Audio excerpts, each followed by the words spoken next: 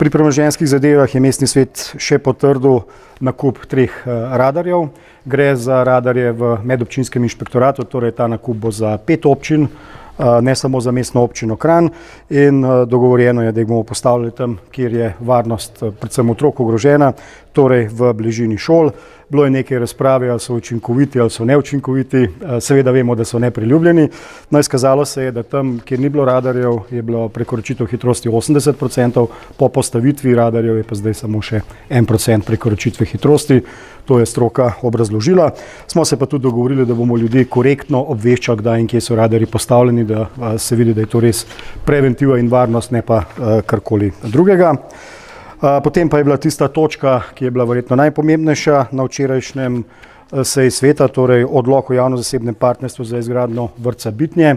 Kot veste, je bila na januarski seji kar obširna razprava. Glede na to, da vrtca ne moremo graditi z lastnimi sredstvi ali s kreditom, je uprava predlagala javno-zasebno partnerstvo. Kot vedno pri javno-zasebnih partnerstvih se je pojavilo vprašanje, ali res ni nobene druge možnosti, ali na primer koncesija ali poiskati sredstva. No, v tem mesecu dni je uprava še enkrat temeljito prečesala vse alternative, še enkrat se povezala z vsem, ki bi potencialno lahko zaprosili za koncesijo.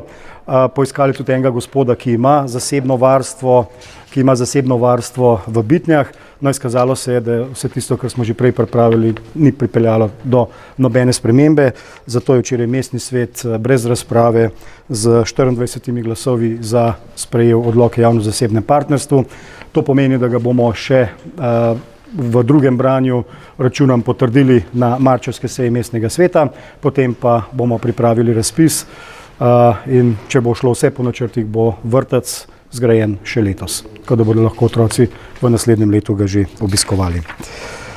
Potem smo imeli 2 bolj proceduralni točki, torej spremembo odloka o ustanovitvi mestne knjižnice Kranj in spremembo odloka o zavoda Kranjski vrtci.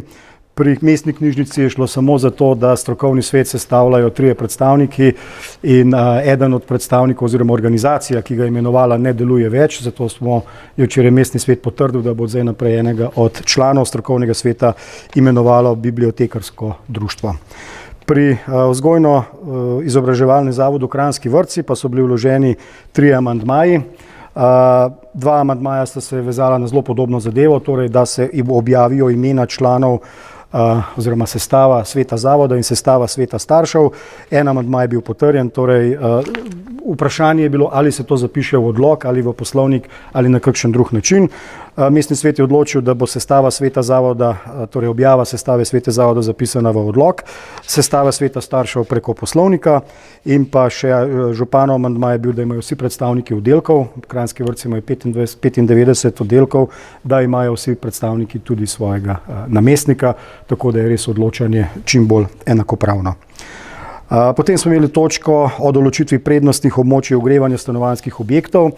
Gre predvsem za to, da vkolikor za ogrevanje s plinom niso določena prednostna območja, stanovalci teh področij ne morejo zaprositi za subvencijo ekoskladov. Zato je Urad za gospodarstvo in gospodarske službe pripravil zemljevid, ki ga je včeraj mestni svet tudi potrdil. Na ta način bodo lahko ti stanovalci prvič imeli moderno plinsko ogrevanje, ki ga bodo lahko kupili z subvencijo s pomočjo ekosklada. Potrdili smo tudi pravilnik o razvoju socialnega podjetništva, da bomo lahko na tem področju delali, in pa predstavljena je bila analiza organizacije kranjskih vrtcev, ki je pokazala, da kranjski vrtci delujejo relativno dobro, da bi pa se dal optimizirati mogoče z nekoliko drugačno organizacijsko strukturo, vendar v tem prvem poročilu kakšnih konkretnih ukrepov še ni bilo, zato ker je za tako organizacijsko spremembo potrebno popisati vse procese od spodaj navzgor, kar je pa večja naloga, zato smo se odločili oziroma mestni svet se je sklepom samo s poročilom seznanil. Dogovorili smo pa se, da bo izvajalec tega poročila pripravil ponudbo za konkretne ukrepe, pri čemer mora pa prikazati tudi morebitne prihranke, zato da se bomo lažje odločili.